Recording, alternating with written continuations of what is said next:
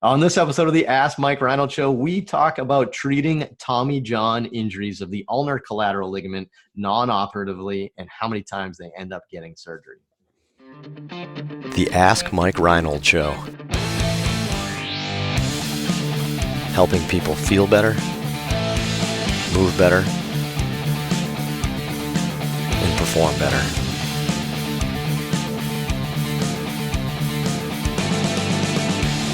Before we get to the podcast, I wanted to make sure you knew about my free online course on the Introduction to Performance Therapy and Training.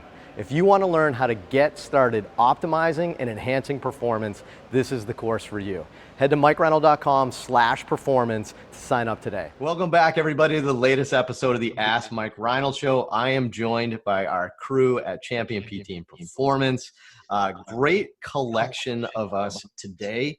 In addition to our usual physical therapy crowd, we are super lucky that we have our director of fitness also joining us here, right? Woohoo! So Dewesh Podell is joining us from Champion. He is the mastermind behind the things that we do in our gym right now.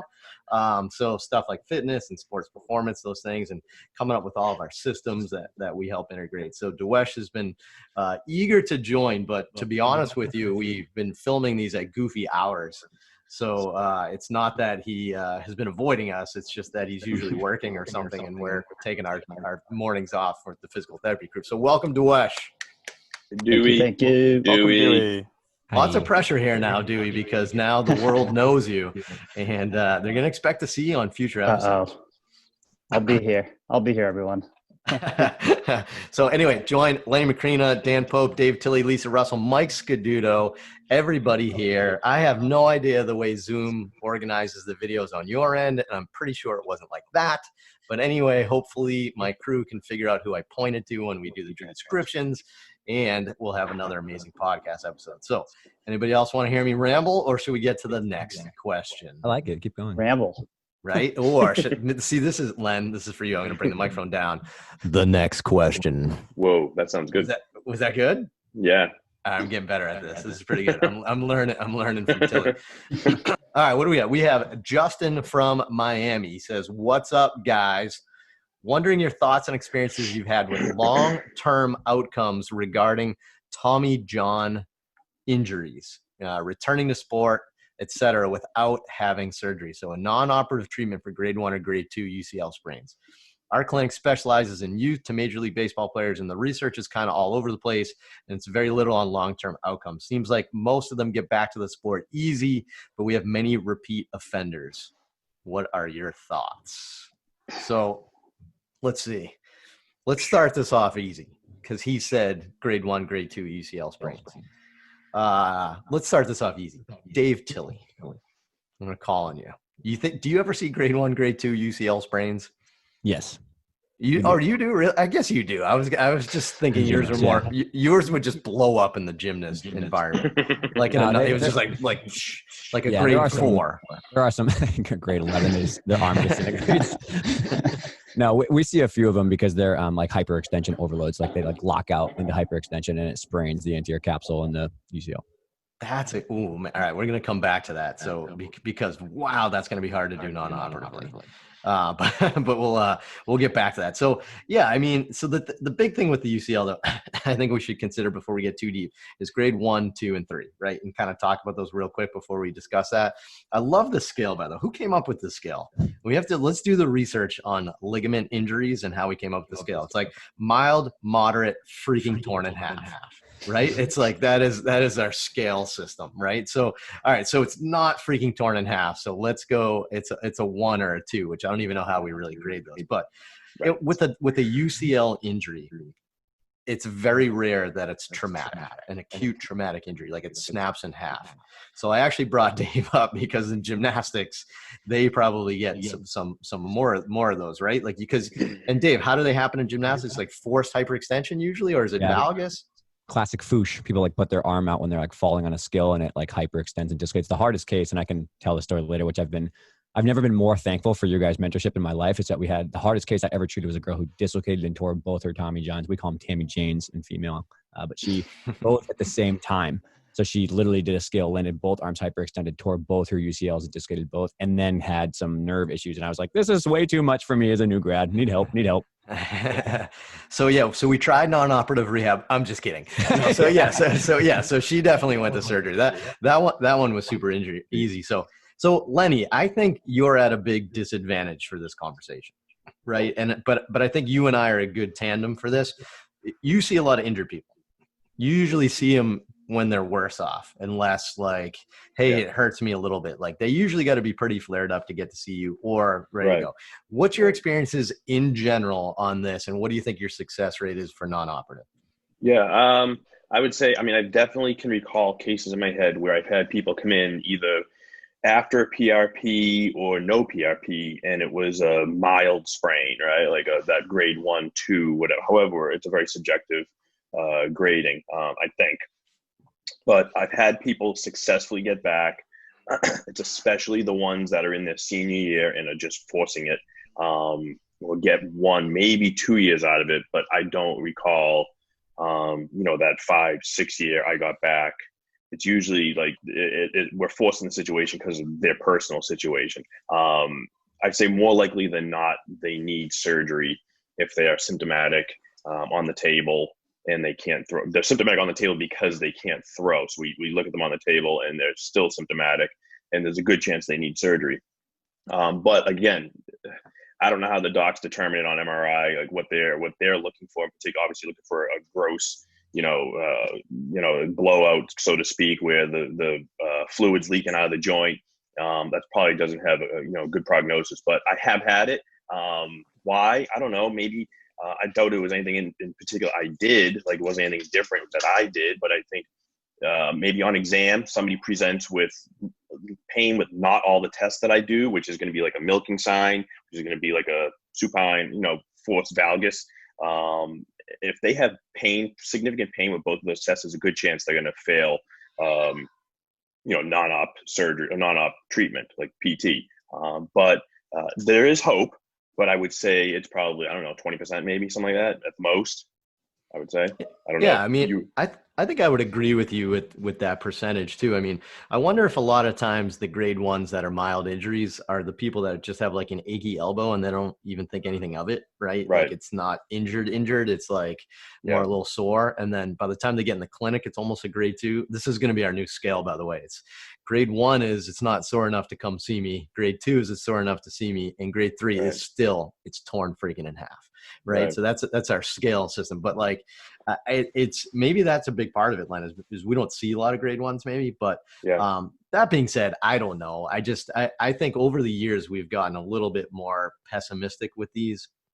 Once you start like injuring that, it's such a small amount of stability or instability, I should say, that you need to be dysfunctional, to have pain, to start having other symptoms like your joint get annoyed or your ulnar nerve get flared up or your flexor mass gets sore, something like that. So by the time we start seeing some symptoms, it's usually pretty tough. So I think going back to Justin's question here too, is that oftentimes we're prolonging it. I would say the only people that we do really successful with is the people that we literally get for the first time. So like Dave and I are co-treating a guy right now that didn't have pain ever in his life, senior in high school, didn't have pain ever in his life until 2 weeks ago and felt it on one bolt band. I'm like, okay, we had a chance here, right? So maybe this was just annoyed. The flexor mass is a little annoyed. There's actually been studies in the last couple of years published that show that with some rest that the ulnar collateral ligament does change. Right. So it changes with both stress in season and changes without stress in the off season. So maybe we can do well with that person. But once you have significant symptoms, it's tough. I would say, kind of going back to what Lenny said, one of the big indicators for us is we may still go through that non-operative period. So like 6 weeks without throwing, for example, is probably our big thing.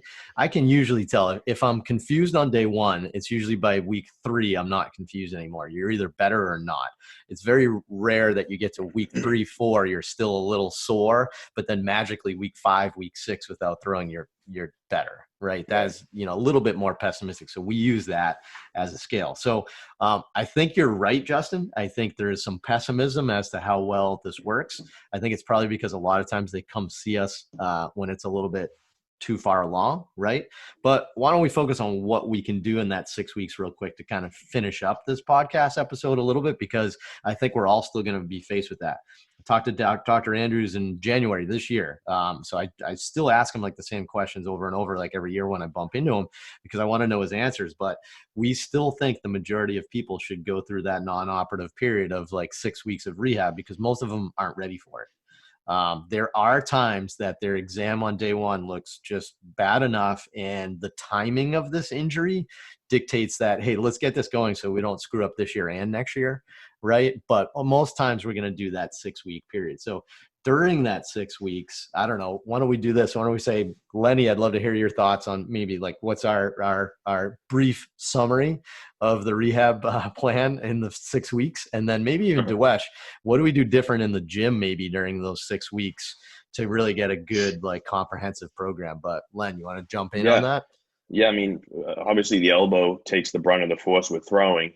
We talk about, layback position and follow through is the two key instances where the most stress is on that anterior band of the UCL. So we treat the elbow, but we go definitely to shoulder and scapulothoracic joint.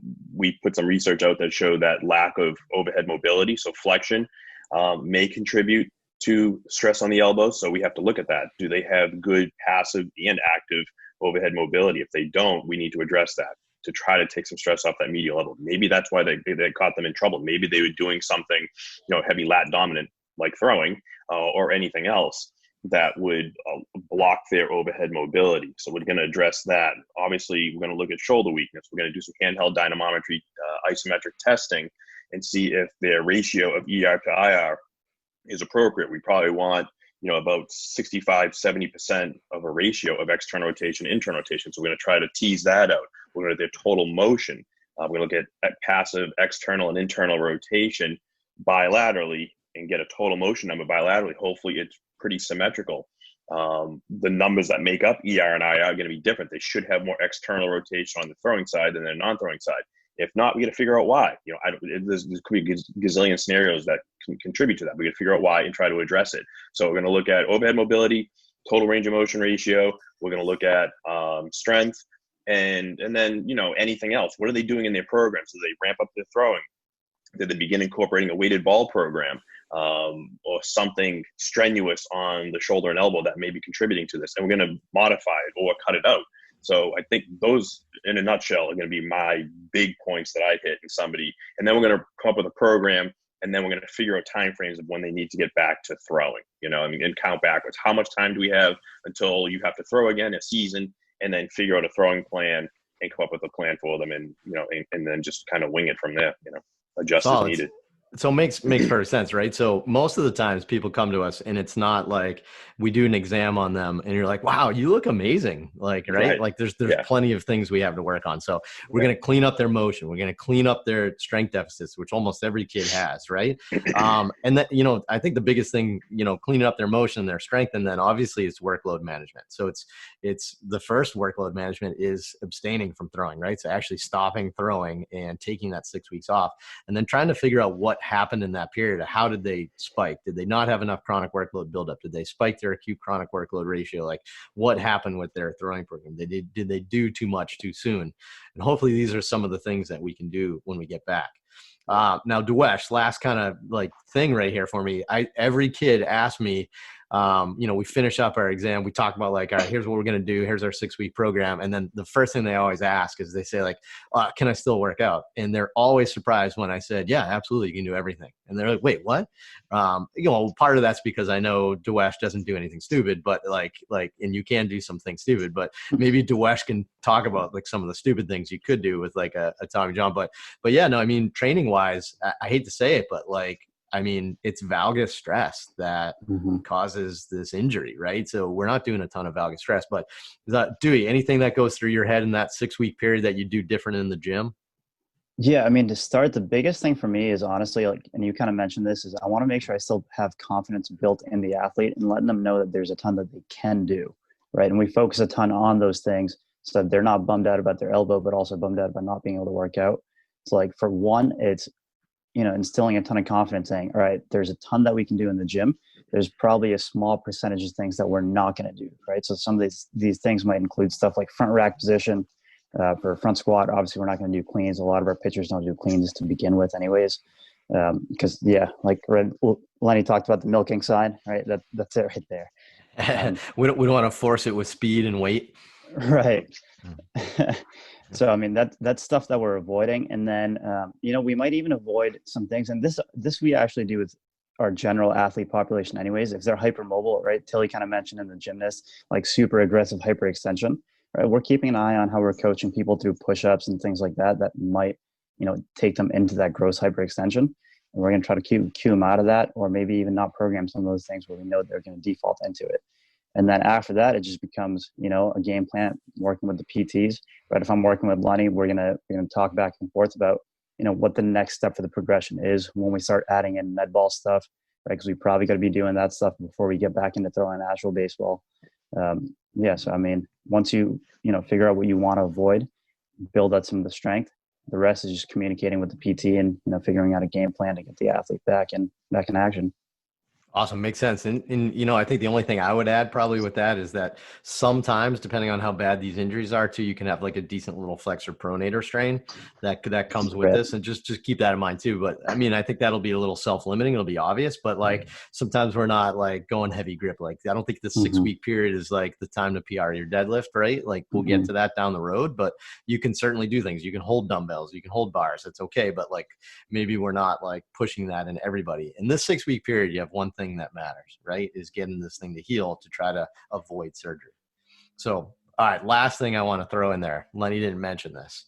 Lenny, is there anything you could do to facilitate healing of the ligament? Oh, no. No, not at all. No. We use modalities, shocking people. We use laser. I like a class 4 laser that we use in our clinic. We use the Light Cure laser, and we use ultrasound. Yeah, I know. It's, wow. Wait, you use ultrasound? I feel like I go clockwise and not counterclockwise, because that's what they say on social media to make fun of it. That's not real, is it? Oh, that's the joke. That's like totally. Running water in Australia, it's the opposite way. Right. In the southern hemisphere, you go counterclockwise when you do an ultrasound. No, I mean, there is research that shows that in ligaments it can help with collagen formation. So why not, right? These kids are looking for something for healing. There is research to show that it does. So I do ultrasound on their ligament along with laser. And then that takes 8 minutes total, and then I do the rest of the treatment with the stuff I addressed earlier. So it's a small thing. It's not the only thing I do. They're not getting heat, ultrasound, and then a little massage, and then going on their way. I would love that.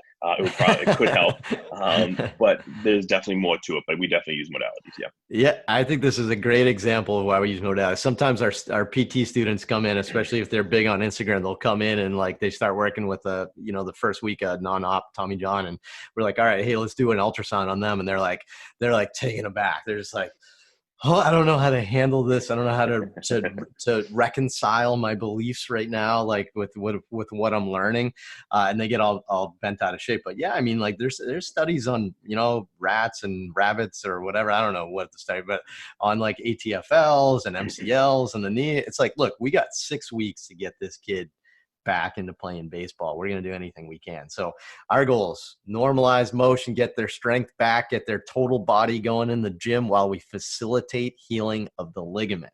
I'll do anything we can to do that while we're in that no throw period, and then slowly progress them back and hopefully make adjustments to their workload progression that may have gotten them into this jam.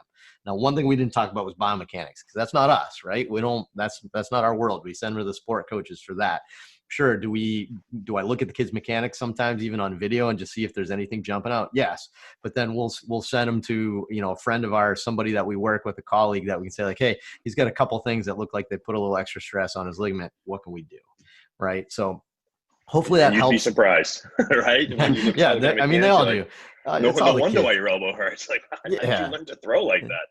Yeah, the kids are crazy. But Yeah. so Justin, hopefully that helps. I think we share your sentiment that these are often unsuccessful, but maybe sometimes there's some things we can do to make them more successful. So hopefully that helps. If you have a question like this, head to MikeReinold.com, click on that podcast link, and be sure to fill out the form. Ask us anything you want. We'll be answering all your questions in future episodes. And be sure to go to iTunes, Spotify to subscribe, rate, review, and we'll see you on the next episode.